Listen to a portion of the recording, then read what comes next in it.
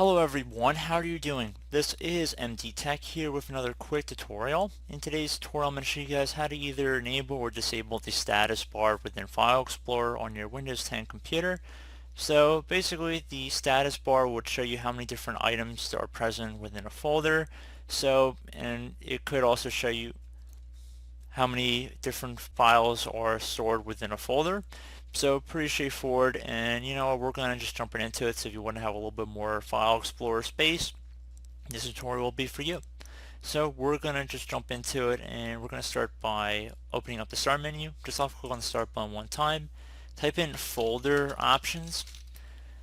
Best match should come back with File Explorer Options, so you can type that in as well, whichever you prefer. And then you want to go ahead left click on the View tab. Now you want to scroll down near the bottom of this page to where it says Show Status Bar. If you want to turn it off, just toggle this to the off position by clicking inside the checkbox one time to just have a blank square.